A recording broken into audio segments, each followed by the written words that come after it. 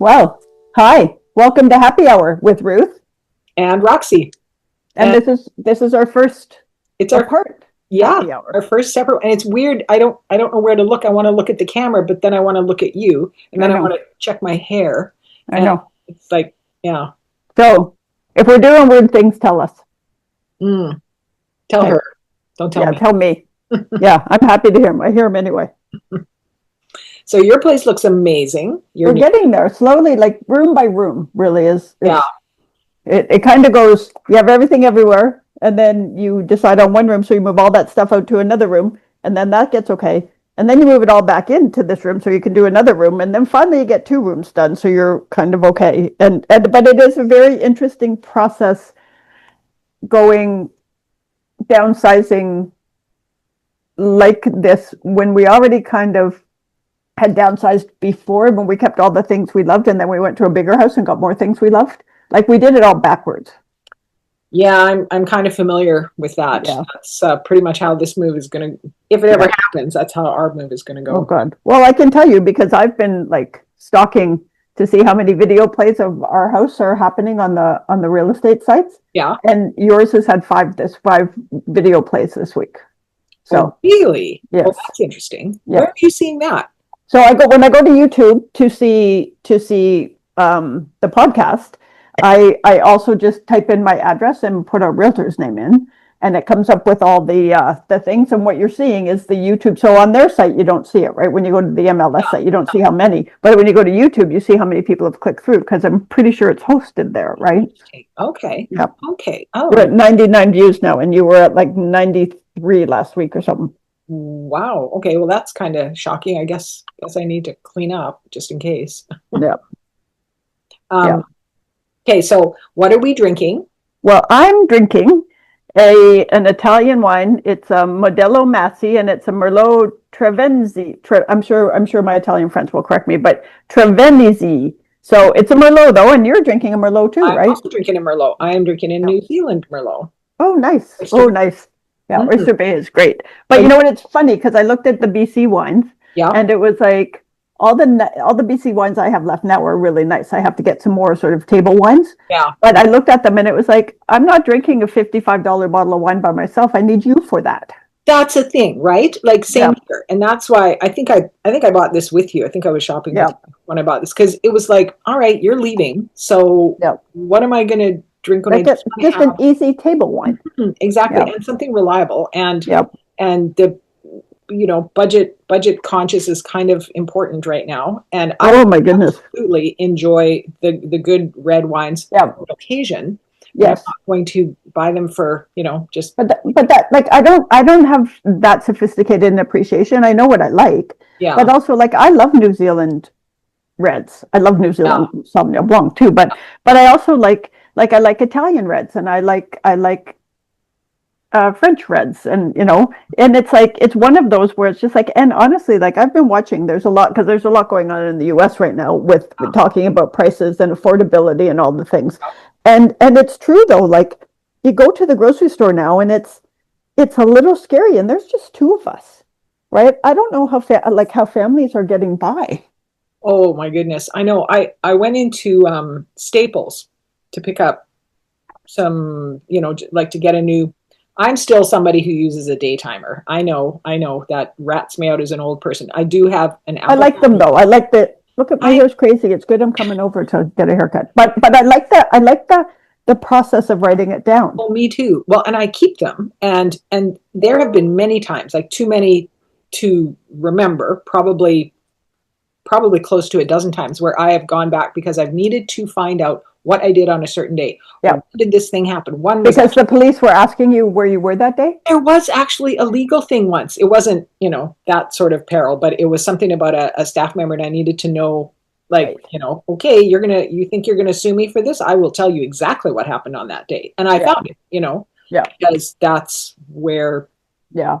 Well, that's that's just it, right? that's where And I I do. do. I like the like even people take laptops like to client meetings and stuff, and I get it. I like the process of writing it down, and I don't find it so hard to then just type it in. But the Mhm. process helps my brain. Oh, it does me too.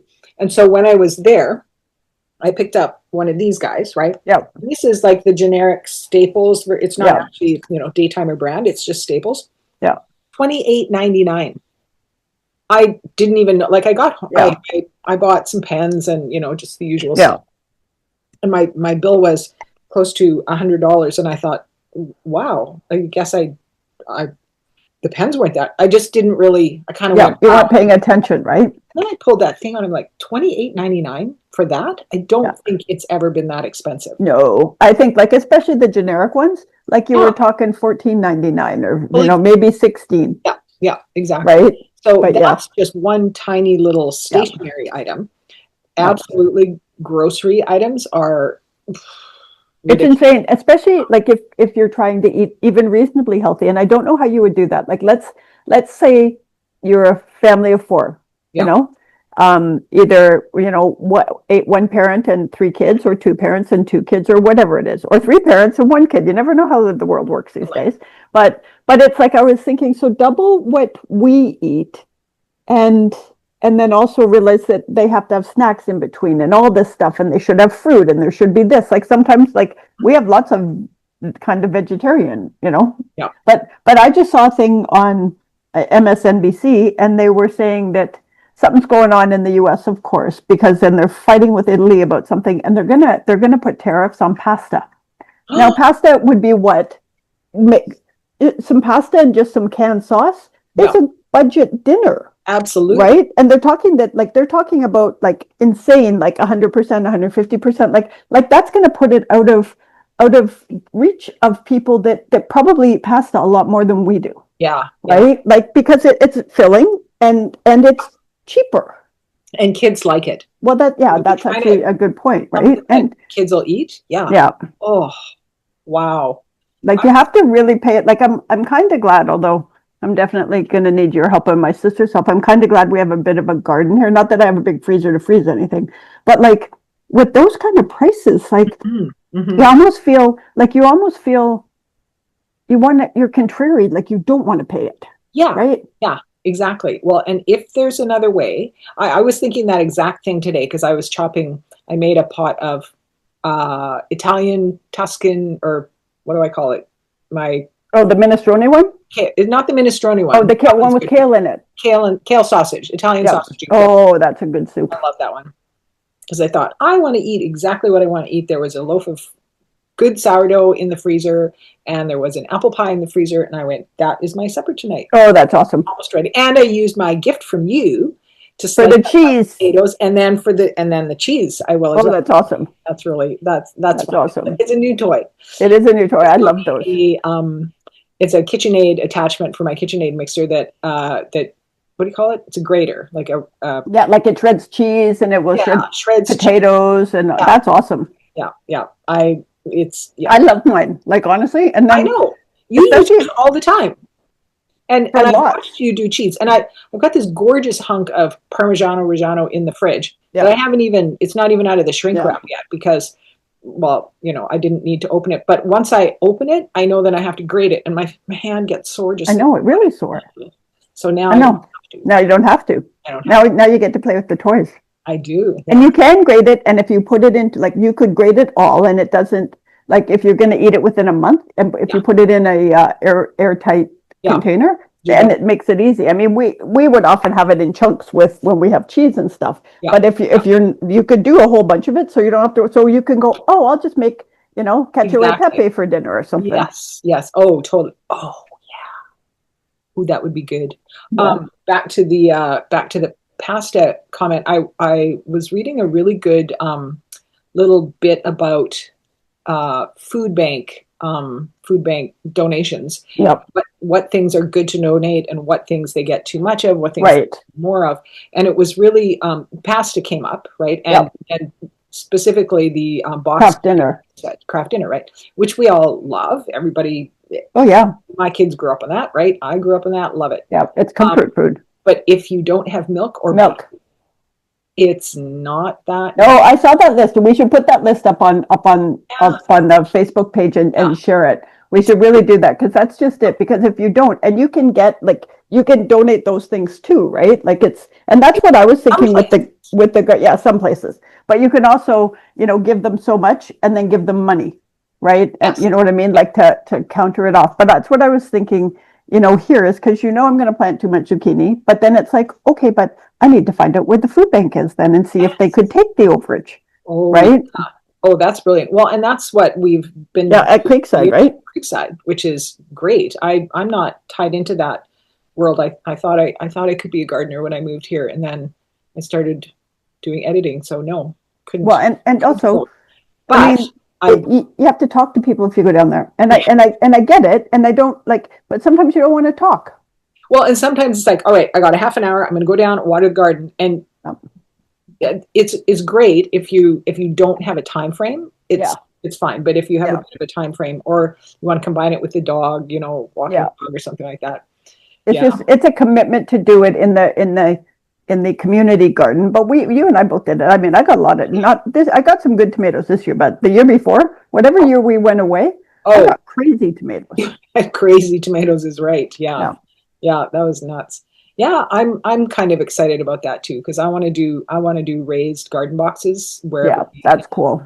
And because you have those in this house, right? You've got and raised beds. There comes a point where you just don't want to bend that way and lean over all the time, right? And it's cleaner. You can cut your grass around it or put mulch, or whatever, right? Like it's just a nice way to do it.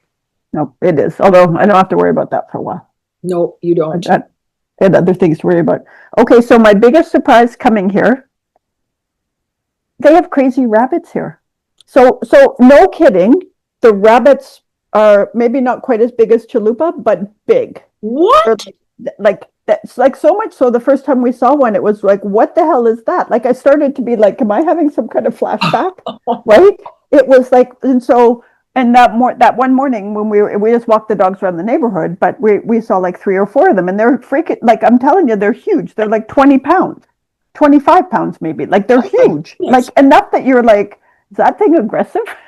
Right? But so then a guy was coming out of his driveway and he kind of said good morning to us, and I asked him about it, and he's like, oh yeah, he said, I guess 10 or 15 years ago, a couple of pet rabbits were let loose, and I guess they've bred here. Yeah. But I mean, and he said people put food out for them, and he's like, they're like everybody's pet now. Oh, okay. But like we saw 3 or 4 this one walk. I didn't see any this morning, but we went into a park, so I don't know. But it was kind of like, what land where have I ended up?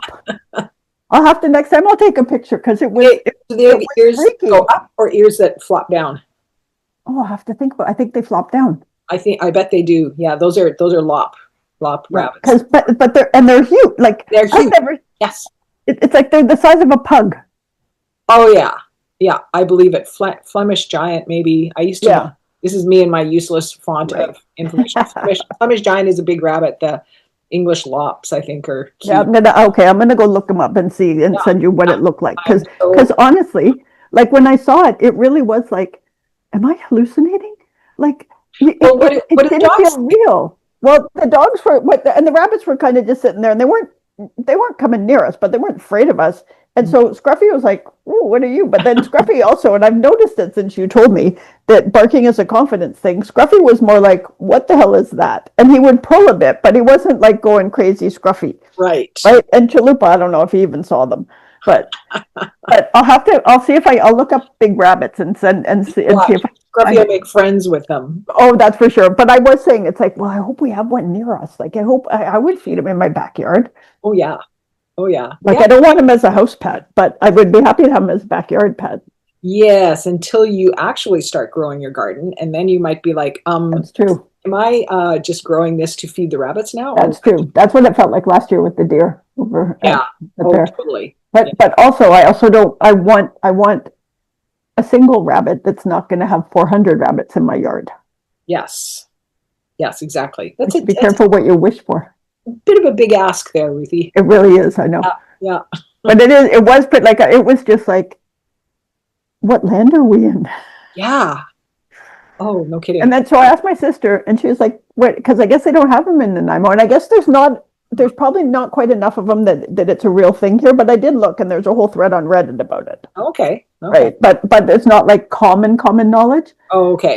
But there are a lot of stores that have rabbits in them, like gift shops, which is very interesting. So maybe that's why. Yeah. We'll have to go on a history hunt of it when you're exactly. here. Well, it's kind of a known thing in Victoria, right? Especially around Railroads University, I think. Oh yeah, are they the big ones or just rabbits? I don't I'm know. going to find out. But they're definitely descended from, which is feral rabbits are mostly, people's pets that they got tired of. They got out, and then of course they bred like rabbits and bred with the wild population too. Right. Like the ones that's interesting. They're all the little brown. Right. Yeah. Native rabbit, right? Yeah. Like these ones were black and they were white and they were like a brighter brown. Like it was like one of those where it was Definitely. Yeah. It was very, very interesting, but it's definitely like we had a little community where we were, and this is definitely a little community, but it's different because it's not a preformed community. Oh yeah. You know what I mean? But it's like every house looks different, which is really funny for us, like for us living in Creekside, because every house does look different because they're different colors and inside is different.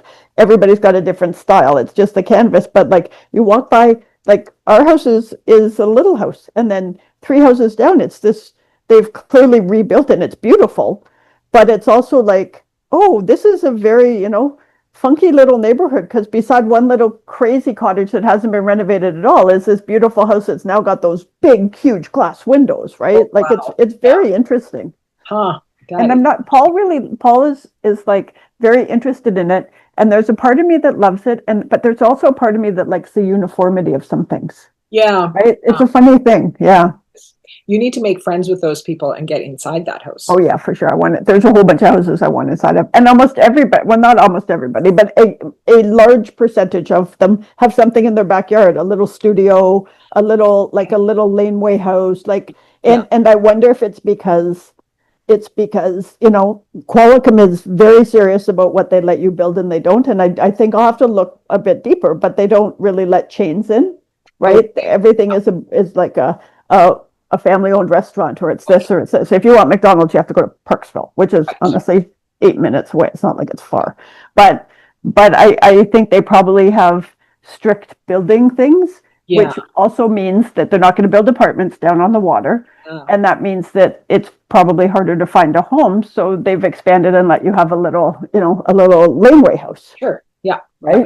And the yards are probably a little bigger than average, right? Yeah. Because it's older when they were still putting out big parcels like that. Right? No, that's just it. But it is a really interesting, and we're lucky because we have a bit of privacy. But out our back gate, we thought we could easily walk to a dog park and a bit of a trail. Mm-hmm. Well, you walk out our back gate, and it's some kind of a grassy trail thing that it's like a laneway, but it's all grass. It's like people don't drive on it.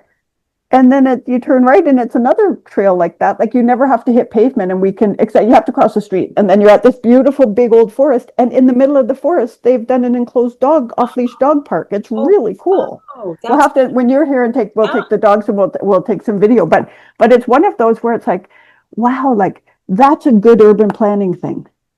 Is like to have that dog park, not just a dog park off by itself, but it's like our dog park where you're surrounded by trees. Yeah. But in this dog park, there were trees in it too. Oh, that's nice. Right? It's really cool. Nice. Yeah. Well, and then you probably don't end up quite with the whole mud scenario that is a problem in a lot of dog parks, right? It's just, you get a lot of dogs running around. Yep. They're going to tear up whatever the surface is. Yep. So if you have actual trees growing there, providing a bit of leaf, a bit of shade, a bit of mulch, a bit of all the things that more, We took ours down to the campground today just to let them run. Oh, cool. Pouring freaking raining, so it wasn't raining today, and I knew I wanted to do this afternoon, so we needed to get them a little tired like that. He's doing pretty good. Yeah, he's doing good, but it's so nice. There's no campers there, right? And that's awesome. The leaves haven't decomposed yet, so they're still, you can see the color. That's awesome. And they're just, and the lake, like, we let them off and they just run and run and run. I actually took some video today. They're just so happy. Oh, that's awesome. We'll have to put it up on the Facebook page. I'm a terrible videographer, so we'll see about that. I still have to lay underneath. I don't know how I'm going to do it because I don't know if Scruffy will be there, but Scruffy doing that leap off our back deck. Oh yeah. Right. I still want that somehow. I'm not sure how, but yeah, I know. We should assign that to Paul and Ray. They could. We should. Yeah. Although how we're going to get Scruffy there. Well, maybe he'll leap off the back deck here. Yeah. Might have to do it with Luna or Neo. Yeah, and Luna does it too. And her run is pretty funny. Yeah. Yeah. She's committed, that's for sure. Yep. So I hear you had a nice birthday drink with Pink Beverly, our friend. I did. Yes. Beverly invited me and Ray over, and we had just a lovely time. And it was weird not to have you there because you're my social shepherd. So I had to rely on myself, which I don't like doing that. But but talk about out of a comfort zone, right? Because I mean, for anybody watching that, like, I just babble, right? I just talk, and then everybody gets comfortable, has a drink, and gets comfortable, and then they take over, and I shut up. But it is a funny thing when you've already set a pattern. Yeah, right? You've already got it. Yeah, I very much appreciate, like, she's reached out a few times, and she wasn't about to let me off the hook, because the first time she asked, that day we had plans, and okay, well, what other day would work, and awesome. Can Ray come? And so we went there, and it was a little bit, but then I channeled my inner Ruth, and I just started asking questions, like, what's new? What are you up to? How's this? What's that? And it was great. And we just had a really, really lovely visit. That's nice. Really nice. And you drank expensive bubbles. I know. Without me, people just saying. Yeah. It was lovely. And I've had some lovely messages from people around here. Everybody's like, you can see it. So how are you doing? Are you okay? How are you doing? I'm fine. Damn it. Oh my God. That's funny. But it is very sweet. It is sweet. And then I think, well, maybe we should be checking in with Ruth, because she's all over there with nobody. But that was her choice. So I don't know. Damn it. Give her how much to be. Yep. Also, it's a little bit like when something happens in your world, good or bad, right? Is the first few weeks you're busy dealing with it. Yes. I like, there are times like today, but I knew I was going to talk to you today, and it's like not being in the same room is it's different, but it's still great to be here. So I knew that, but we've also Zoomed a couple of times before, you know what I mean? Like, we've been proactive about it, and I think that's what's important. I do too. And yesterday, I edited the podcast that came out today, 2 minutes ago, and I normally do it much sooner than that, but I honestly did almost forget. And then I went, oh, wait a second, that comes out. Okay, I better get on that. So thank goodness it was a shorter one. But I got it done, no problem. And it was pretty clean, so that was fine. But it made me so happy I'm like, there we are again. Look at us. There we are. I'm with Ruth again. Yep. And see, and here we are again. And here we are again. Yep. There you go. But yeah, see, but it is. And it just takes a little bit of different effort, right? Yeah, it does. Your palm tree looks really good there. Well, I'm surprised. I brought a bunch of them in. I still have a couple more to bring in, but because they stayed outside for a little bit. I got mine right there. Yeah. In my little. Oh yeah, look at him. And then I have one in the room that Paul stayed in when he was here last week. Right. One in where we watch TV. Yeah. But I'm so glad, because I was watching them out there thinking, ooh, it's getting pretty cold. I hope they're okay. Well, then ours got moved, and then I just brought them in today. Okay. So they have been, I'm waiting to see what happens in the next few days. If they're just like, oh my God, you brought me in, I'm going to die now. And we're wrapping the banana leaf ones. We're just going to wrap those because, but it's outside. Does that live outside for the winter? Yeah, but we'll wrap them. Yeah. Okay. So yeah. Okay, hang on one second. I'm grateful for Western medicine and the painkillers. And, when you have a colonoscopy, whatever the hell they give you, it's like having tea with the angels. Yep. Oh my God. Right. But also I'm glad I don't have access to it. Yeah. Yeah. I told you what my daughter said about, I don't know if it's propofol or it's. Yeah, that's it. It's propofol, because it's the thing Michael Jackson died from, right? Yeah. Yeah. So my daughter, who's a registered nurse, said that when she works maternity, so they don't use a lot of that there, but when she was doing her practicum, she was in a colonoscopy clinic or something, and she said she watched, and our experience as the patient under propofol, it's like it's gone. It's just you were sitting up there, and then the next minute you're waking up. Totally, right? Nothing. She said that is not what it looks like from the other side. And I don't know if it was the same drug. I don't know anything about the dosages or anything like that. But she said you can see people squirming and grimacing and making faces, and which is the same as grimacing. But I've had some wine, and and she's like, they're not like you're not anesthetized. Like that's not, you're not out of it. And then I think, well, ooh, but as long as you don't remember it, that's that's just it, right? Like while you're in it, and like it still feels like if you don't remember it, then how bad could it have been while you're in it, right? And it could just be it's uncomfortable versus painful. Yeah. Because they're poking things up your bum. I mean, come on. Right, like your natural thing would be to move. You're not meant to go there. That's just well, yes, I am with you. But it is an interesting thing. When you said she worked there, it was just like that would be it's a very necessary job. Yeah, and it's a very necessary thing to do. Yep. But I'm glad I was on the side of being examined and not the other side of the thing, right? Yeah, exactly. Do you remember hearing about twilight sleep? Does that ring a bell for you? Twilight. Yes. Isn't that what that makes?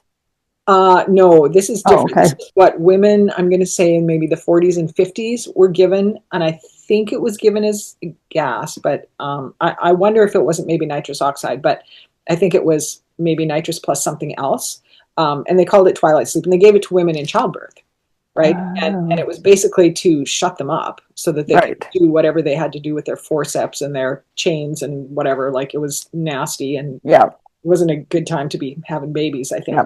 Just for the record, I may have overpoured.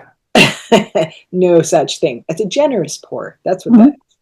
But, that idea of, you're in labor. So, and I've seen this in books that I've read too. It's like, labor starts. Okay, we're going to knock you out. We're going to take that baby out of you, however that happens. And you won't remember a thing. And it's true. They didn't remember. But what ended up happening a lot of times was they would have this sort of murky semi-awareness of something that happened, pain, because however they managed the labor, it was not a natural delivery, right? So there's stitches, and there's probably who knows what. Oh, God, yeah. And also they had trouble bonding with the babies because they didn't experience any of the natural hormone release, and there is a sense of triumph after going. I'm sure, right? You have your baby, and they give you if you have to wake up and 12 hours later they give you your baby, there's some really important timing lost there. So that whole twilight sleep thing was that's interesting though. Not a good thing. No, that's interesting. But when you said that, it also kind of reminded me of the whole thing that was happening and I think it was like with dentists and others where they were getting abused, people were getting abused, right? Because you were kind of awake, but not really awake, like that kind of thing. But boy, we can go down some rabbit holes, hey? Boy, did we ever. I was talking with my sister today, and we ended up going down the rabbit hole of, long story short, when the time comes, it's not going to be Thelma and Louise for you and me. It's going to be the Thelma and Louise bus. Okay. That's where that went. Okay. I don't know how we got there, but we're just like, you know what? Like that's sort of the people should have options. People should have. Oh, I'm with you on that. The ability to make decisions while they can. Yep. But that's like that. It was in if I always get it wrong, Frankie and Grace and Frankie, whatever that show with right, and their friend Babe did that, right? She had a party. Like that's what I would want. I hope I would be courageous enough to be able to be at the party and not be, sitting in the corner crying. Right. And not to let on to others, because the whole point is to have this one last moment with all these people, right? And it's like, but what a great way when right? Death is coming and it's going to be awful and painful, is like to go out on your terms. And if you're going to die anyway, first of all, It saves money on the health system. It saves pain for all of the people around you. It saves pain for you, Yeah. right? And I think, it goes back to that. If you think a little bit about death every day, then it's not a stranger. Yeah. Well, right? if you think too that perhaps this life is one part of our existence, Yeah. and why cling to it beyond the point at which you are either useful or helpful Yeah. or helpful or whatever to anyone else? Why not embrace the next step, whatever Yeah. that might be? We don't know what that is. No, we don't. But if you have, and I use the word faith very Broadly. surgically. Well, actually, surgically here is Okay. not like the religious one. Yeah. But if you have faith that there is more to all of this than we could possibly know, and it isn't about the I'm going to show up and God is going to be like, well, you did this and you did this and you didn't do this, right? If you do that, then, and if you have that sort of belief system in place, and it always sort of bothers me to say a belief system because that feels like, well, it's not real, but we don't know it's not. You know what I mean? Like it's okay, for sure we don't know what it is, but some of the smartest people in the world, some of the geniuses believe there was something more. Yeah. Right. But it's one of those, if you I'm not saying I don't want to die, and I'm probably afraid of dying, but I'm not afraid of so many, like some people are like, I don't want to talk about it. Yeah. Right?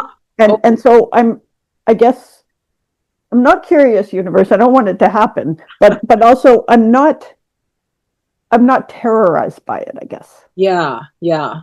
And it's probably like, I think you're right in that it's hard to talk really clearly about it when it's not imminent, right? Like when we're not seeing it around the corner. And it feels it's a little bit like anything where you can say, well, I never would have done that. And it's like, you weren't in that person's shoes. You don't know what you would have done. Yeah. Right. And I can see it because you also see people that are in situations that maybe even they decide to die by suicide. Mm-hmm. And all of a sudden they get halfway into it and they pull back, right? And some of them are too late. And and it's all it's also a little like, I'm not getting the vaccine, blah blah blah, and then they're dying and they want the vaccine, right? Like, and it's one of those where it's like, it would be some point to your psyche is going to fight for life, right? But you have to, when you're of sound mind and body, you have to make a decision and know that that's going to be a part of that moment of like, why'd I jump? Yeah. Right. Will come, because I think that's just in your physical self psyche. Yeah, I do too. I think the brain, we lost a very good friend at the age of, I think he was just 30 or we were 30, somewhere around there, but way too young, right? He had very tiny children at the time. And I remember that's hard. Yeah, there was a few of us there that knew each other, had been friends of the family, and we all were stunned, I think is the word. And it's somebody used the phrase, like, our brains were not meant to comprehend death. Yeah. We're meant to comprehend life. That's what we do. We are alive and we live. And then when someone dies, especially when they die young, like we don't have a frame. It's hard to, and comprehend is the right word. It's hard to, it's like, and but also for so many years, like, it hasn't been until probably the last 20 that people talked about death, right? You know what I mean? Like, back in the day, it was like, you go to a funeral, you're sorry, and you go away and you don't talk about. Yeah, I was just having a conversation, I'll tell you more about it later, with somebody who lost somebody here in the community recently, and it was like, she sent me a happy birthday message, which was nice, and it's not somebody that I know very well, but I responded, and then I inquired, and I used his name, and I talked about their dog and all that, because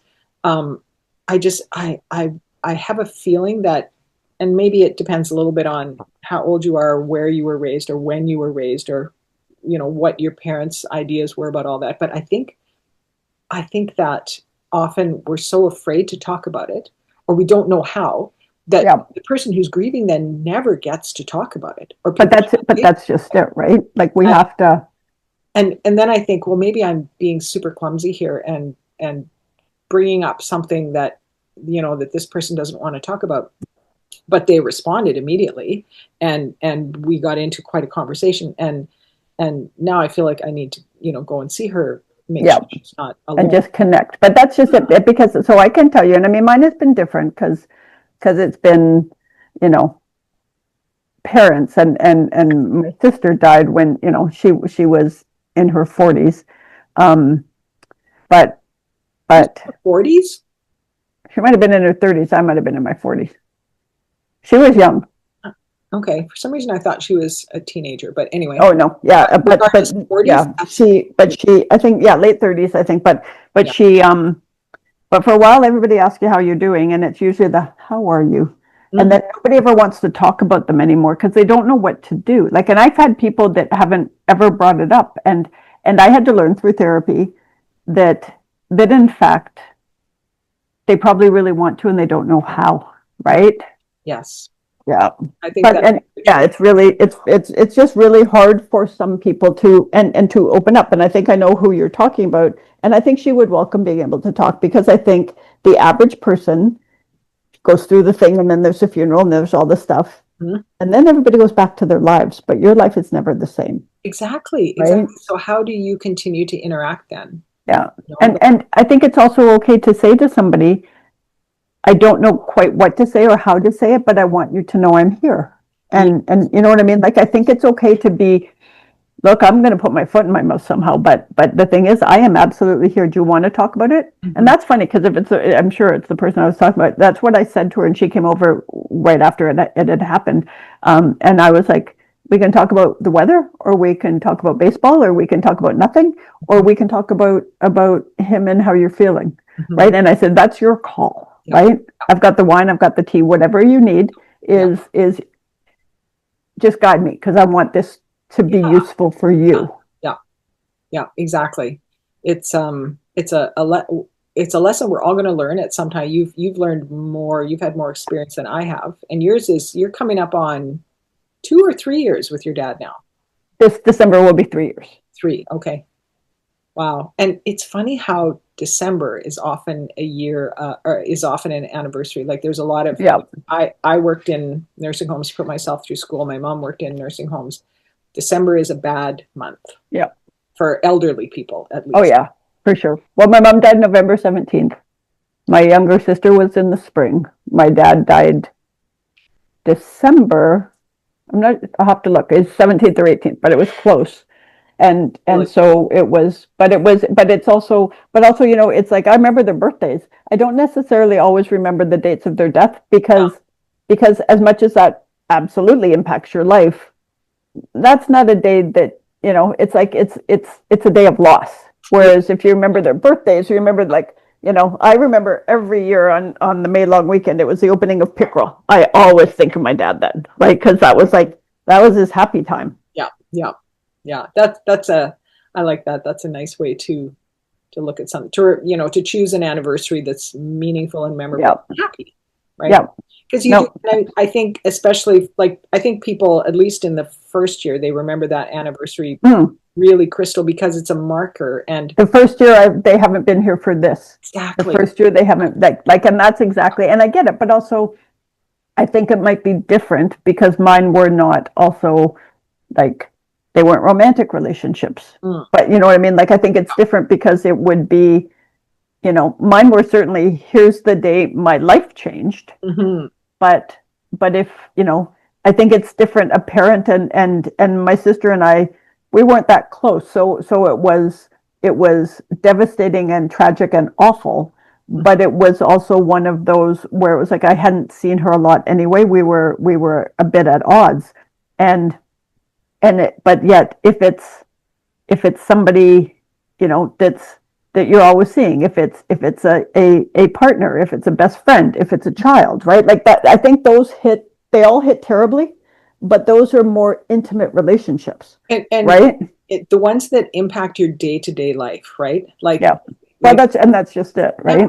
like the loss of a child. And I think this is why sometimes the loss of a pet can be so devastating, Yeah. because it is, Well, yeah. hey, this is the thing that you're doing. And we all know, all those of us, we love our pets deeply. We know they're not human. but they are a part of the fabric of our everyday life, Yep. everyday life. So you get up in the morning and oh, Yep. you don't have to let the dog out. Your life is impacted. Somebody that you love, a human, a What, relative, whatever. and a daily reminder, right? Like, Yes, exactly, exactly. But like, like when it's easier to make peace with the loss, I think, when you can say, "Oh, I'm going to grieve over here, and now I'm going to go to work, and I'm going to yep. supper, and I'm going to do the normal things because they weren't part of that anyway." But that's just it. It's That comforting. and then it's kind of situational. Like there are still times, and usually it's when that little fuzzy area when you first wake up. Yep. It's like there are still times when I wake up and it's like, oh my God, I have to tell mom this, and then it's like, whoops. And Yeah. my mom's been gone for a long, long. Like my mom's been gone for 35 years, Wow. right? Wow. But and I mean, a mother is kind of that's a special. It is different, but it's also like I still do it where it's like something will happen and I'll see like you're clicking through and there's nothing on and you put on a stupid fishing show, which only goes on it by accident for me because like I mean I have good memories of fishing, but I don't fish. Yeah. But it's like I put it on and You there's don't a thing eat like, fish. oh what? You don't even eat fish. I'll eat fish and chips because batter and fried and tartar sauce. French fries. Yeah.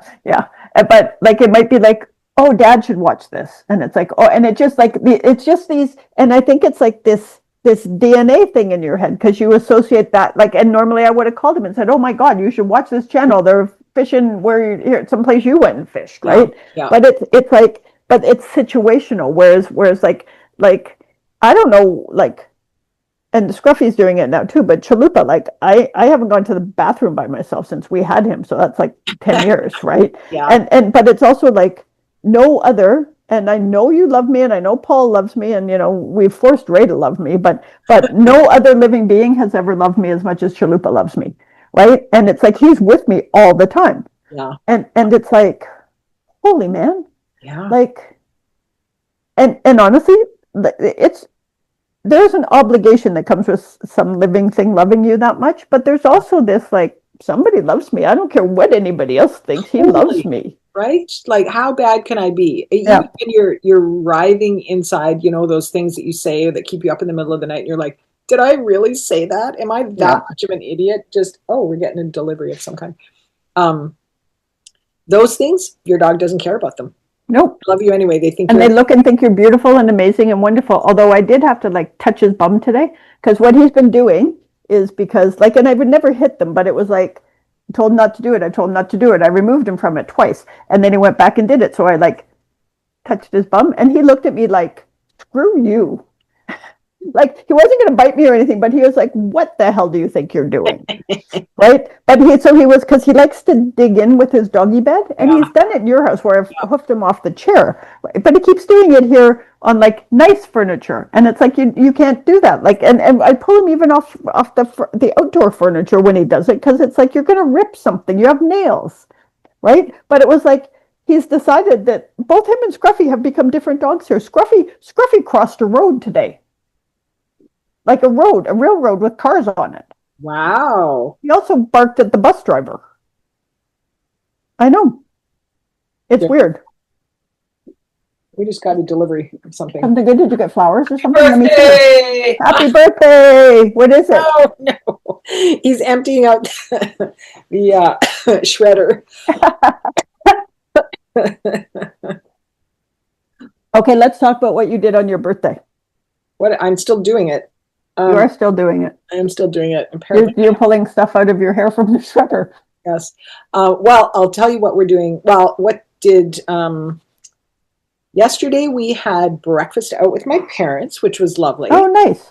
They generally like to take me out, so I said, you know what, breakfast. I love breakfast at Cora's, so we went and had a. Oh, that's so cool. Yeah, so that was good. And then today I wanted to keep it super low key, and we're getting together with the kids tomorrow. And because our daughter, her birthday is the 12th, my birthday is the 14th. Right. So normally celebrate together, which means we celebrate hers because I don't care. I want to celebrate them. Right. but she wanted to go to an arcade in Surrey. So we are all getting together and Oh, that's awesome. arcade tomorrow. And I said, I will be at the Ms. Pac-Man machine. You can come and find me if you wish. Because That's awesome. or skee ball or something. But it's a fun place to go with little, like the Oh, grandkids. for sure, right? I'll have a great time. So, Well, and even our- think about the grandkids looking and watching you play the games. You Oh, know what yeah. I mean? Like, Oh, yeah. like it's like, oh, my grandma's cool. oh yeah, I'm a good granny. As long as two of our grandkids are healthy, two of ours are not healthy. So we'll see if they make it there tomorrow. Oh no, what's going on? Oh, they've been fighting. What's it called? Roseola, I think, which is a herpes, bow herpes kind of situation. Oh, Well, like, I need to explain that to a non-parent. oh, to a non-parent. Well, it's just like chicken pox is a herpes. There's lots of things that are. Oh, poor little monkeys. So it's just a rash and a fever, but Right. it's Oh, very contagious. So if you have right. a care situation or a school situation, they don't want Right. to bring Right. them. Oh, that And like the kidlet stuff and all this stuff, right? Oh. That they're exposed to. I mean, I know it's good for your immune system, but also like, Yeah. holy man. I know. It's brutal. They do, yeah, you're right. They do need to go through this stuff, and it is great for their immune system. But kids, I mean, a fever, like, you know what it feels like to have a cold, and then when you have the flu and you have a fever, it is a whole different ball game. Yeah, Like, I'm dying. that's exactly right. Hold the covers over my head and don't talk to me. Yeah. I want tea and Tylenol and just get the hell out of my life. Yeah. You know? So That's exactly right. Like like that's just it. Like a fever and a rash, like a fever and then a rash is like, oh, yeah. So I think poor monkeys. and of course you have two kids, so one kid gets it and they're sick and then they get better and you're like, oh good, we're free. Nope. Then the next one gets it. So yeah. So we'll see. I don't know if they'll show up tomorrow, but if they do, and then if I come down with a fever and a rash next week, we'll know why. I don't think adults typically don't catch. Yeah, because you probably have immunity because you got it when you were a kid, right? Probably. Yeah. Pretty much had everything. But so that's the plan tomorrow. And, that's good. That'll be fun. Yeah, that'll be good. And today I made my favorite soup, and I pulled a loaf of bread that my husband had bought out of the freezer and a pie that I made for Thanksgiving that we didn't need. It was extra, so I just froze it. Awesome. And that's my favorite meal. We're having soup and bread and pie today. Oh, that's awesome. Yeah. That's a good birthday dinner. And you're having it with me and Paul after. I am. Yes. Yep. Yes. And so what do you make? What are you making for supper today? I didn't. So I've been craving Chinese food, but also we all know what happens when I order Chinese food. It's like $160 and then I don't really care about leftovers. So you know what? I'll eat leftovers for like a day, maybe two. And then it's like, and also I have a little small fridge now. Right. At some point I'll do a photo tour of the house and show you how. And my fridge, it's actually bigger than it looks, but still. So I got Paul, we have it's called Quality Foods. And over here we have, this one's called Qualicum Foods and we have Quality Foods. And all of them are now owned by Save-On, but they're run independently.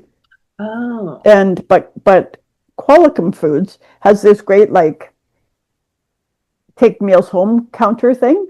And so I got Paul to get me, like, it's grocery store Chinese food, but I'm hoping it fills the craving. Sure. Right, for the thing. And then Paul just got sushi and he said, it's better than the average grocery store. It's not, of course, as good as a real sushi place, but it's pretty good. A couple of nights ago, I made a pot roast and it was really good. But then it's messy and I'm trying not to mess the kitchen while I'm doing all the, it's like, it's just one of those where it's like, I'll get back into it, but I am trying to live like a Parisian now. See, I would have said a New Yorker before, but now I'm mad in America, so I'm not saying that. But like where I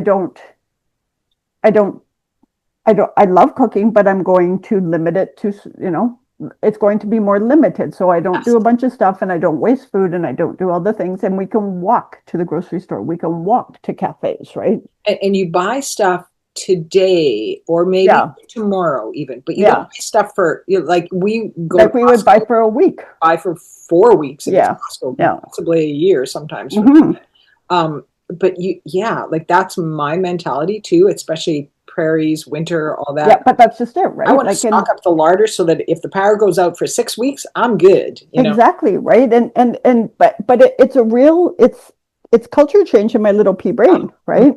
Oh yeah, big time. And it's a better, you end up eating more fresh food, right? Yeah. And when you do live in a small place with, there's only two of you, right? Yeah. There's no reason why you couldn't do that. Well, that's just it. And I've often said, one of the things I wouldn't do it now, but I would have liked to when I was younger, right, to have lived in New York for a year or something, right? And I mean I didn't try. I clearly didn't want to do it because I didn't try hard enough. But also the opportunity never presented itself. But also this is as close as I'm going to get. And so I kind of have to put my money where my mouth is now, because if I can walk to the store and pick up fresh whatever it is, right? And so it's like, and even now, like I'm gonna go. I've got a bunch of stuff to drop off to my sister. So I made pea soup earlier in the week, and then I made beef and barley. Yeah. I don't have a lot of room in the freezer right now, so I'm gonna drop some off to my sister, which is good. Oh. But it's also I have to stop making huge pots of soup for 400 people. Right. Like that's it. You can make smaller amounts of soup. Homemade soup is not that hard to make, and it's usually leftovers. Yeah. So you can make a small pot that lasts for 2 days, not 400 days. That's right? true. I will tell you, we have so far eaten one of your beef barley soups, and it was great. It was one of those days where it was just like, okay, there's no time for cooking, where it's either a frozen pizza or wait, I have Ruth's beef and barley soup. I make pretty good beef and barley soup, I have to say. Oh, it was great. Yeah, we had that. We've had, you left us a meatloaf. Yeah, that meatloaf from Granville Island is good. It is good. Yeah. We had that. I don't know what else I've eaten. But now I'm sort of like, okay, maybe we do need to clear out our freezer. And I don't want to end up in a situation where if we do sell our house, we have a mad, crazy deadline and we got to pack in a short time. But that's just it, right? Like, and to start doing it. And I did, like Paul and I were saying, thank God we started packing when we did, and also started trying to clean up the freezer, because I ended up, I didn't give a huge amount away, but I gave you guys some. I gave Kat and Steven, I gave them like tater tots and smokies. And like I was saying to Kat, I don't know, I think I maybe have the palate of a 7-year-old, because tater tots and smokies, right? Totally. Like, kind of stuff. And she was like, my kids have never had tater tots. Oh, right? That does not surprise me. But also, like, how exciting for these little guys, because tater tots are freaking good. And that's what you got to have with tacos. Oh, yeah. Yeah, no kidding. Oh, yeah, that's fun. That's fun.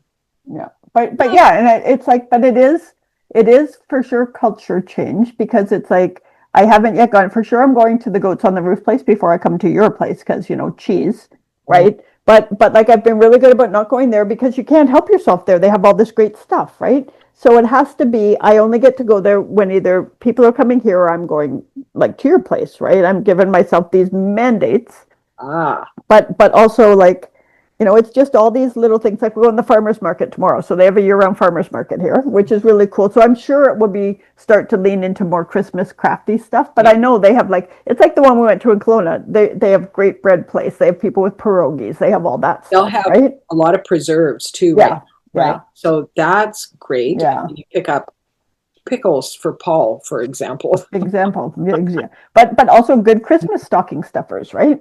Yeah, totally, right. But yeah, they won't have they might have like root vegetables and stuff. They might, no, absolutely, but they'll have a lot. Like, it will still be a cool thing, and I like it that they have it all year, because you could go down and go, okay, next week we'll have pierogies, so we're going to go to the farmers market, and we can walk to the farmers market from here, which is really awesome, right? So you know what? Now you're going to be one of those ladies that bring with the bags on the wheels. Oh yeah. So what did you call them growing up?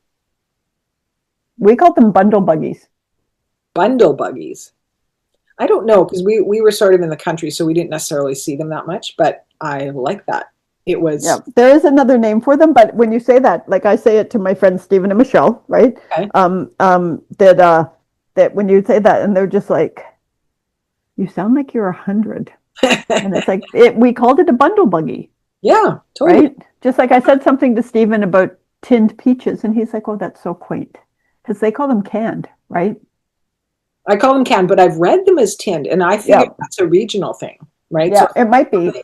I think it was from West thing, or it might be maybe it's an Ontario thing, but I think it probably came from my Scottish grandparents. Sure. Yeah. Right, because probably canning was a whole different thing to them than like tinned was probably what you bought at the grocery store. Right. Because Right, it's a tin can. Yeah, Can is a glass yeah. jar. Mhm. Or I've heard them called like jarred peaches too, right? Yeah. Which is crystal clear. But Yeah. but yeah. But yeah, but it's interesting, those kind of words, and I'll have to see, because somebody else, like, it's really just a shopping cart, but to me a shopping cart belongs to the grocery store. Right. Yeah. Right. Yeah. So language, it's an interesting thing. Like now I'm going to have to do a little deep dive into bundle buggies, because we used to like mock my grandmother. We used to be like, oh, I'm getting it already, and I'm like, bring it, babies. Like, yeah, exactly, right? You're still coming to my house to eat, so There you go. Whatever. See, that's exactly. I thought I could poison you in your sleep. I brought you into this world. I'll take you out. There you go. See, damn it. Yes. Okay. So what else you got? So you're going to be busy tomorrow. What are you doing Sunday? What are we doing Sunday? Something is happening Sunday. Oh, we have a birthday party to go to. Our little great nephew is turning something, 4, 5, I'm not sure. And he was born in COVID, so that's probably 4 or 5 Okay. around there's right. So we didn't see him. Like, I don't know him very well because there's a couple of kids who were born at that time, and if they're like my kids, I've seen them. Right. Not as much as I wanted, but you make a point. But if they're like your nephew's kids, right, you respect that. And so suddenly there's this kid who's like 4, and you're like, oh, hi, I am great auntie Roxy. Yeah. And, yeah. So this is not. I don't know these two. I don't think. No, you don't know these two. Okay. No, I don't think you've met them. Okay. No. Yeah. But it's fun to go see them, right? And it's. Yeah. Oh, he is freaking adorable. He's just a super sweet kid. So anyways, that'll be fun. Awesome. And then because it's a family thing, we'll come home and drink wine afterwards. Because that's what I do with family things. Well, I think you're a very courageous woman, because I don't think I could go to a family thing without drinking wine. And that actually isn't a criticism of family. It's just like, it's always a lot of people, right? Yeah, it's and there's just a lot of stuff. There's always not always, but there will actually be wine here. Like that'll be fine, I'm sure. Not for the kids, but for the grown-ups. And these. I'm glad you clarified that, Roxanne. Yes. No, this is like my husband's sister's son. So, and my husband and his sister are, not on great terms right now. It's complicated. It's complicated. So that I think there will be wine, and I think that will be great and probably necessary. That's always a good thing. Yep. Wine can either make things really better or really worse. I'm an in-law. I don't care. Bring it on. I want to see it. It's all material. Okay, but we got to talk about what's going on in the States, man. Yes, please. Let's do that. Holy doodle. So the shutdown's over. They're back. Shutdown's over. But everybody is disappointed with the Democrats. But some have said, including Nan, who I think your writer friend that I think watches the podcast, said that she thought maybe that was a bigger strategic thing, bringing it back, because then a congresswoman from Arizona, right, got put in, and she should have been put in, that they were just playing games with it, but she signed the thing that started the whole Epstein thing. Yes. And so the Democrats released like 3 or 4 emails that were really damning for Trump. Yep. But then what the Republicans did was they released 20,000. And I don't know what they thought, because there were some damning ones in there. Like, did they not vet them right?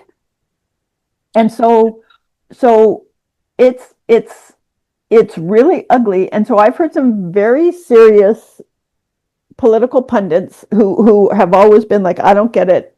Nothing's taking him down, whatever it is. And they're saying, holy crap, this is it. Right? This is what's going to take him down. And Megyn Kelly, freaking piece of poo, who did a whole thing when Fox News Roger Ailes sexually basically assaulted her. If I remember this, so we'll say alleged, but she slept with him to get promoted because he made her. It was like a Harvey Weinstein deal. Yeah. But she came out and she was like, look, I had somebody say to me, well, he liked the almost legal. It wasn't like it was a 5-year-old. And it was like, you know what? 15 is not old enough to make a freaking decision. 15 is a child. Yeah. right? But so I think that they're seeding it, and so do lots of other far smarter people than me. Like they're seeding it to try to, like, when it comes out, to be like 15. Come on, there's some mature 15-year-olds. Yeah. Trump is freaking, apparently, according all to the people that know stuff, and I only know this because I read blogs and watch, right? Mm-hmm. Not like I have any insider knowledge. Freaking out. Freaking out. Also, exactly. freaking out because this is going to come out, and so all the stuff that's already out is bad enough. What else is in there that's making him freak out so badly? Oh, exactly.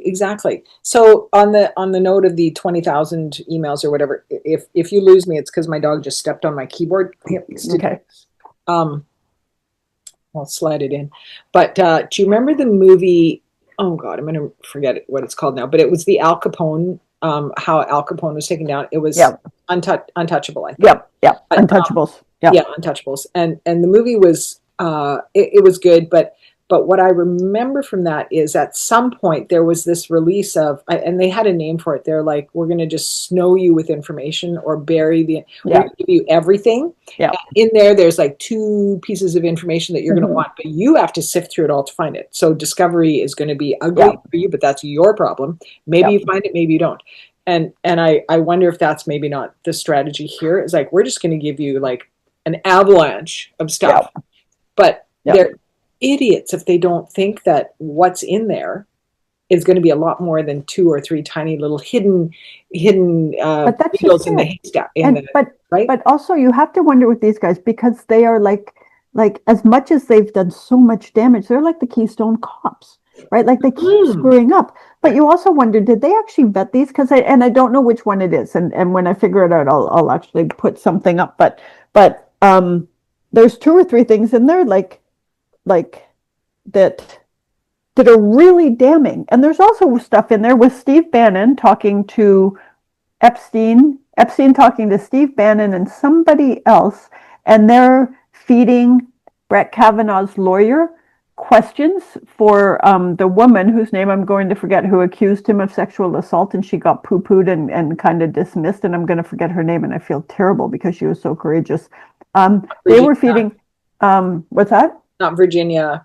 No, this is when Brett Kavanaugh was getting confirmed for the Supreme Court. Yeah, I remember that. Oh my God, I should know her name. Yeah. But anyway, a very courageous woman, and they're feeding questions because she, because of sexual assault, had taken some kind of medication, and they were like, so memory loss from that, this and this, and they're feeding. So it was him and somebody else. It was Bannon and Julia, or Epstein, and they're sending questions over to ask this and do this, and so it's like, and then there's stuff with him with Epstein and Israel, and there's stuff with him and all of this. So this was I mean, the pedophilia ring is disgusting and awful and everything, and then there's a whole layer of foreign influence there, right? That it's like, this is disgusting over here, and this is terrible over here, right? So they're digging in, and that's what that holy incongruence guy keeps going into. Right. He's like, don't think this is just a bunch of perverts. This is a bunch of perverts that wanted to control the world. Yeah, exactly. Right? It's way bigger. It's way bigger. And then they're saying, okay, now there's a whole thing out there, and you guys, if you have delicate ears, go away. But there's a whole thing where it's like, there's an email that came from Epstein's brother, who thinks he got murdered in prison, which I actually think too. Jeffrey Epstein got murdered. Jeffrey Epstein, that Jeffrey Epstein got murdered. And there's an email, and it's something about Trump giving a blowjob to Bubba. Well, Bill Clinton's nickname is Bubba. So I don't know. I don't actually think that's true. I think it's something. I think it means something else. But now you go all over the internet, and there's all these memes, right? About like, that's going to just make him nuts. Oh my God! And the other side of that is like a whole bunch of. There's a lot of mega people who are really upset about the Epstein files not being released. Because even think about prison. If you're a child molester, right? You're the worst of the worst. Even to people that would murder you over a joint, right? That's not right. So there's a whole lot of people upset about it. and now I've lost my train of thought, but it's like even they're really pissed off about all of the files and stuff, but they're all still coming back going, so Clinton might be guilty too. And you know what? Most of the people that you see online that are like Democrats and left leaning are like, good, arrest them. Bill Gates, they're like, well, Bill Gates is in blah blah blah, and it's like, then arrest them, Totally. right? If they're a part of it, take them. Totally. Yeah. They have to be held accountable. Absolutely. Yeah. Absolutely. Oh my gosh. Like, and it's like they think they're like, they think they're trolling you, and it's just like, then he should be arrested. I don't care who it is. If it was freaking Obama, which it is not, just to be clear, there is no question about it. Although the head of the Department of Justice has just started an investigation into Clinton and a bunch of other people about the Epstein files. And it's like, what about Trump? Mm-hmm. But somebody's going to release the files. The survivors are stepping up saying, release the files. Good. Release the files. Good. Even Marjorie Taylor Greene, who I never thought I would agree with, is like standing strong. So they took Lauren Boebert, the hand job in the theater woman. Yep. Yeah. Right? They took her into the Situation Room. And so when you go in the Situation Room, that's where they watched Osama bin Laden get killed. Right? That's where they plan things. You have to leave your phone outside. It is a, I forget what they call it. It's like a skiff. So it's a really secure place, right? You can't get cell phone. You can't do anything. You're not allowed, your phones aren't inside. Like it's a really serious place. They took her in there, the head of the DOJ, the FBI director, I think, and the attorney general took her in there and tried to get her to change her mind from signing off on getting the Epstein files. So, but now the Trump regime, the fascists, are worried that she couldn't have recorded that, but that they recorded phone calls because they tried to bully Marjorie Taylor Greene. They tried to bully Nancy Mace, who, like, all of these people are not necessarily good people, and Lauren Boebert, but they have stood up to them through some pretty serious bullying. Wow. Right? Wow. Right? But it's like, you see it, like, there are really serious people that are like, our democracy is on the line, and now they're like, holy, he's not going to get through this. Mm-hmm. Mm-hmm. Well, one can hope. Yeah. I mean, there's got to be a tipping point that happens. 15, man, like 15 years old. Yeah, yeah. They're kids. They are kids. They absolutely. And the whole idea of, yes, absolutely. You're coming into your. That's the whole. Right. Puberty, the time where you start exploring your sexuality and discovering who you are and all that stuff. That is not the time when you want somebody else telling you what it is, telling you what you need to be, coming as a predator to you. And you're exploring it with 15-year-old boys who don't know what they're doing either. Exactly. That's how it's supposed to be. But the ones who are vulnerable to adults are the ones who probably have already been preyed on by adults. Well, Virginia, I keep getting her name wrong and I feel bad about it, but the book, and I could only read it a chapter at a time because it breaks my heart. Yeah. But that's exactly what it is. They've already been victimized. Yep. Right?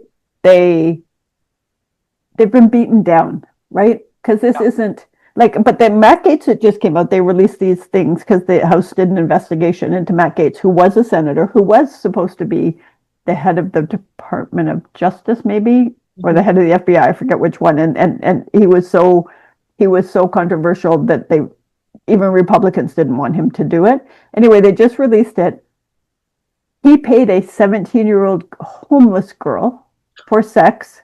They have proof. They have her under oath testimony, because her family was in and out of homeless shelters, and she was trying to get money for braces. Oh. He was a 40-year-old freaking congressman. Oh, that's so. What is wrong with these people? There's a book, and I'm going to look it up. It is a really, really well researched, really good book. Oh yeah, get that. I would like to. Very difficult to read. So there's one that talks about the Johns, and it's very much focusing on the men who purchase sex. What is this about? What are they like? Who? And they go into the. It's really interesting because he's got a lot of first person interviews in there.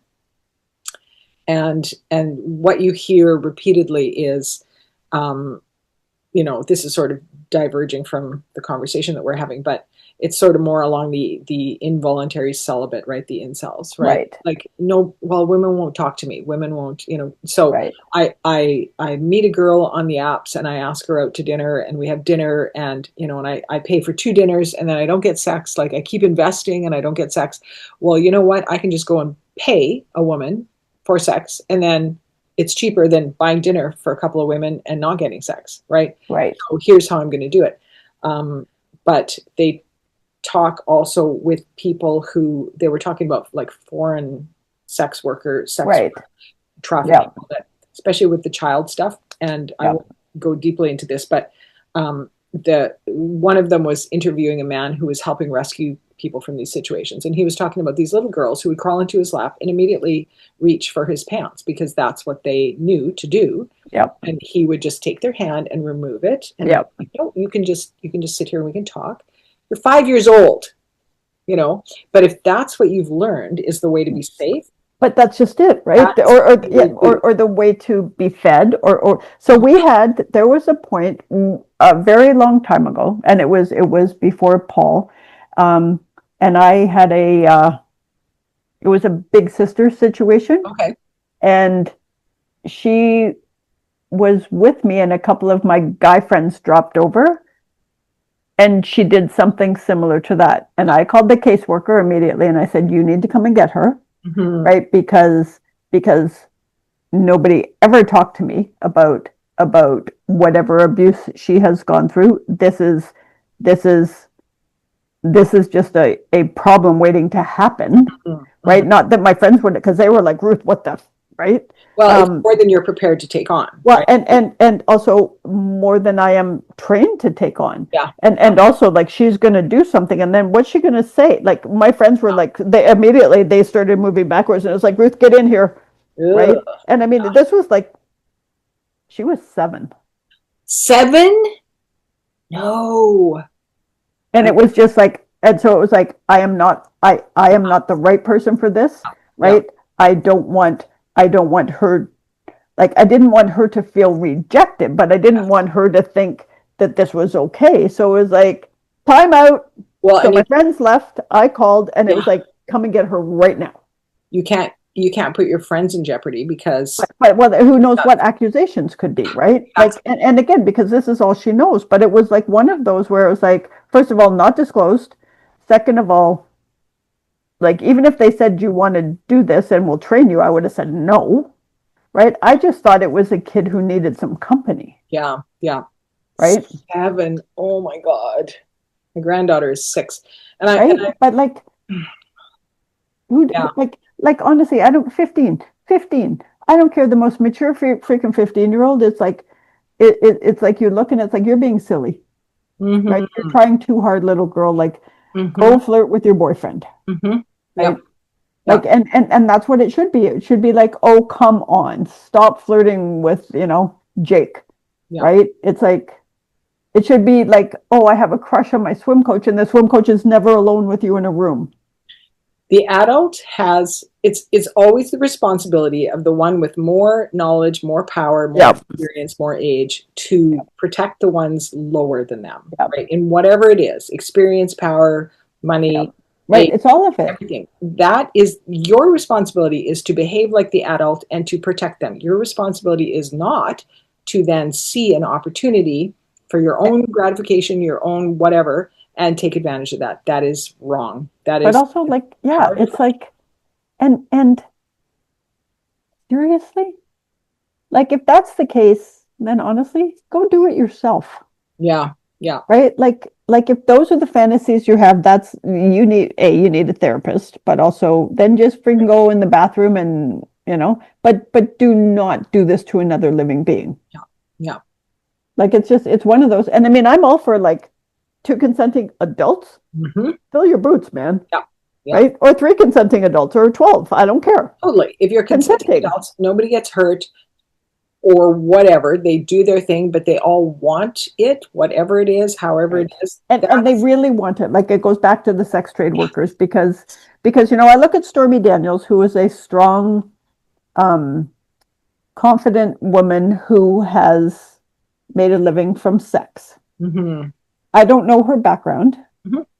but to me, that is still a patriarchal thing. Although having said that, we also have all seen the movies where a rich older woman brings a young man into the house and pays them, right? But to me it's like, but it's also, I don't understand that enough to, if you were psychologically sound and this wasn't a fallback from something, you know what I mean? If you were that comfortable, because lots of younger people are far more comfortable with their sexuality and their bodies. Yes. And so it's like, if you chose to do this, but if you really chose, and I'm not sure how you'd ever know that, right? Yeah. then Yeah. then it's like, okay, then that's up to you, but I'm just not 100% sure there's not some damage there for you to do it, I know. right? Yeah. But maybe that's me being old and judgy. Yeah, it's hard to know, right? Because you want to give people the respect to express their own autonomy and make their own choices. But then I was just having a conversation with one of my daughters actually recently, and we were talking about this very concept and this idea that, well, at what point is it your choice, or have you been groomed to make a choice that you wouldn't have made if you hadn't been groomed by somebody who should have known better not to push you in this direction? Like, is it real? That's a really complicated thing, right? Like, is it really your decision, or were you pushed into it Right. It's this. for reasons that were out of your control? Well, and that have now become unconscious, subconscious, because I never Yeah. understand the two. Like, I'm going to reach out to Stormy Daniels and ask her if she'll come on and talk about it. Ooh. I don't know that she would, because she's famous. But Yeah. honestly, it would be good to understand, because I can also see it. And there's like, when you see Amsterdam. Now I haven't been to Amsterdam, right? But the legalized sex trade Mhm. Yeah. is, it's a profession, Yeah. right? Stormy Daniels has a partner that she's had for years and years and decades, Yeah. right? And it's like, so not my place to judge if that was truly her choice, Hmm. and there is a market for it, Yeah. right? I know.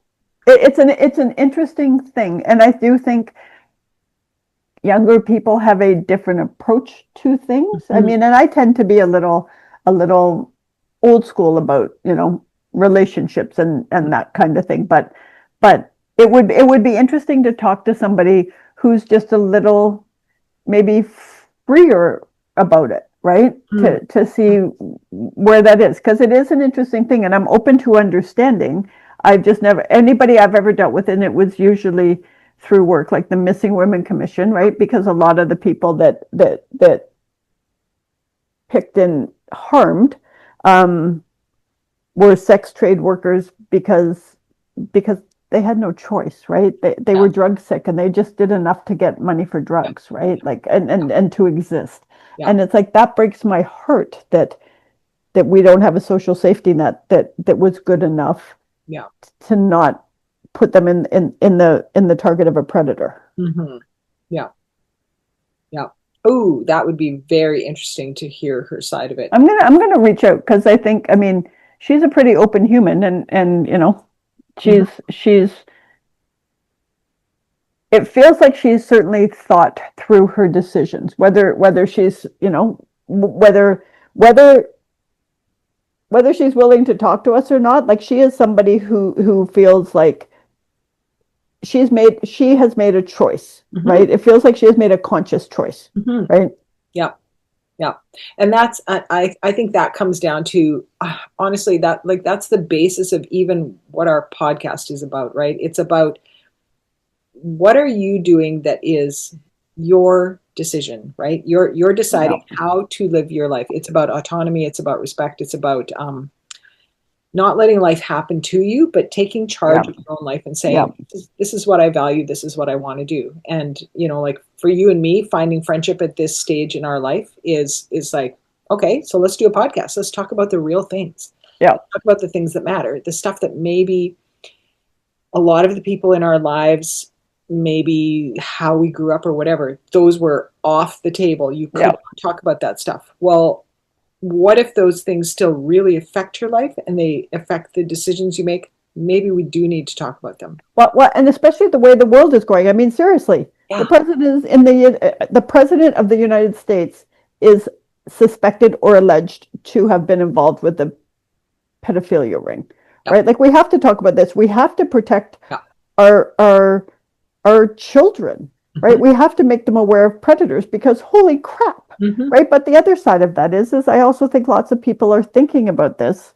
And we're giving voice, and we'll get it. Like, I want to hear what people think about this because, you know, like I know my perspective is limited, right?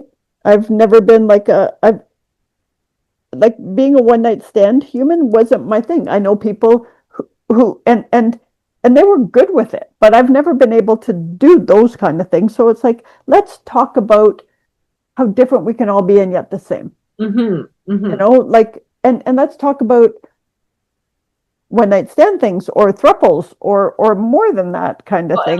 Let's talk about how the allowing equality of power, right? Like we're still working within equality of power. System. Yep. And this is I think where you and I really connected and where a lot of our podcasts typically go is that in the systems that we live in right now, we still have, are assumptions that are made, there are unacknowledged systems in place that take away our power, take away our voice. Systems that we have what's the word? They're in us. We don't even know they're in us, right? Oh yeah. Working under those, right? The unconscious bias stuff, right? Yeah, that thing, right? So it's if we can actually get out of a patriarchal system and come to a place where actually men, women, anything in between, we all have an equal voice, we all have equal power and abilities and all that.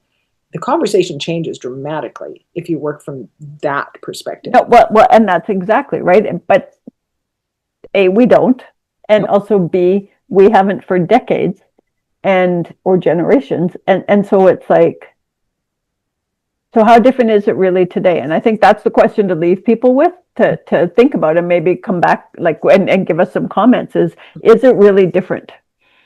Right? I mean, it's an interesting thing of we've come far, but it feels like we're being pulled back too. Oh, right now we're definitely being Project 2025 thing is a backlash. Oh my God, yeah. Pull us back into a time that does not serve women. That's for sure. No, that's for sure.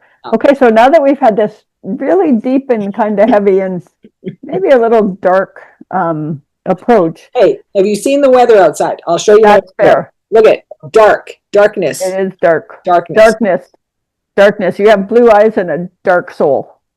I have blue eyes and a dark soul. Yeah, I have to tell your sister about why I'm a quadruple Scorpio, and now I'm thinking, oh, maybe I'm not. Maybe I read my chart wrong, but she said you can't be a quadruple Scorpio because you're too nice, and I'm like, oh, honey, just pray you never ever come in contact with the proof of that. I haven't yet, though, so you know. No, you haven't. Oh, look at that! Look at that! You've got that. Like, who is it? There's like somebody, and I think it's Lord of the Rings. It's like, and you get those eyes. But yes, okay. There's something in my chart is modifying all that. So I don't know. Yes. I'll look it up what it is. But okay, anyway. now that we've talked about the ugliest part of humanity, what are you grateful for, Roxanne? Oh, you know what? Today I'm grateful for kale. I've been thinking a lot about my diet and vegetables and all that stuff, and I actually really like kale. So I'm really happy about this kale soup I'm about to eat, which is great. That's awesome. What are you grateful for? I'm grateful that except for our noon walks, nothing will change with us. Nothing will change. And nothing has changed. This is, has changed. Yeah, except that I look out my back door. Okay, so my dog, we go out into the, I'm like, okay, Neo, go pee, go to the dog run. What does he do? He runs over to the gate, pops his feet up on the gate, and he looks over and he's like, where are they? Where are they? Oh. I'm like, oh, they're not there. Just, fuck's sake, take a piss and let's go home. Oh, that breaks my little heart. I can't, it will be fun when you guys come out for New Year's, right? It will be. When the dogs see each other. It will be. That will be. We have a backyard where there's more room for them to all run around in. Oh, they're going to run and chase and run and chase, and it will be amazing. Yeah. No, it will be. So, Yes. Okay. So thank you to our people who have stuck with us and are watching Yeah. us here on this new And format. tell us what you think. Yeah. Right? Tell us what you about the format, but also about the stuff we've talked about, because we did kind of go deep tonight, which I had a whole bunch of stuff that, I had ready, and it was like, here's how you live your best life and blah blah blah. And instead we went into, the President of the United States is a pedophile. Yeah. You know what? An alleged pedophile. Haven't proved it yet. When it's time to go dark, you have to go dark. Like we follow where we are led, and our conversation just goes places. No, and we have to talk about this because it's out there. Because honest to God, like all I can think about is my goddaughter Tori when she was 15, and if somebody had looked at her sideways, I would have been in jail for murder. Exactly. Yeah. Yeah. Exactly. Yeah. Right. So, it's like, yeah.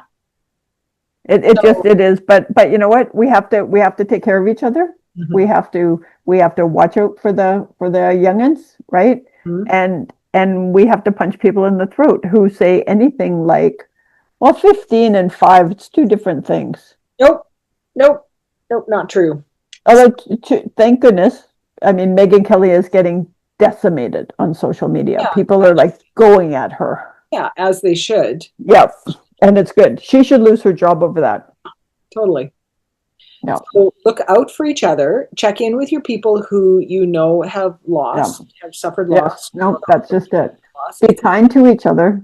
Yeah, it's the season of, we're heading up to Christmas, but it is the season of fallow. We all go fallow at this time of year, which is regeneration. It's that rest that we need before growth, but it can be hard. It can be a hard season. And the holiday season isn't easy for everybody. I mean, there were some when, everybody else had gone out. My dad had found somebody new, right? My sister was living in Texas. I mean, if it wasn't for Victoria and Marlene and Lenny, like where I had somewhere to go, I would have been all alone, right? Like this is not, the holiday season is not all fun and candy canes for lots of people, right? And I always keep that in mind because it is a challenging season for those who have lost someone. It's a challenging season for those who are alone, right? And alone without friends who are family or friends who are, that include you. And it is one of those things where I'm always very aware, coming from a family that we used to have, this big turkey orphan thing.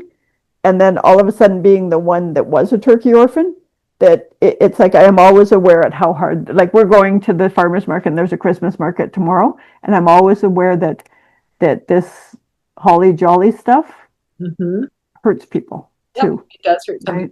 You're very good at that. Like you are a good turkey orphan engager, and we've done some fun things here. Oh, we have done some really fun things. Yeah, like you kind of opened my mind to that because and things change too over time, right? Yep. Like as you say, you were this when you grew up, you had these kind of celebrations, and then now you've experienced this too. Yep. So times change. I don't quite know what we're doing, but so you can always come here. I know you're coming here for New Year's, but you could just come early, We're definitely coming for New Year's. That's good. Yep. Okay. Thanks everybody, and we will see. We'll see you later. And Roxanne, I'll send a new Zoom invite because we're having birthday dinner with Roxanne on Zoom. Yes, okay, I'll send a new one for 6. Okay, sounds good. Okay, talk to you later. Bye, everybody. Bye, everybody. Bye. Oh wait. What do we want more of, Roxanne? We want more happy hours. What do we want less of, Ruth? We really want less bullshit. Less bullshit. Yes. Okay. See you later. Bye.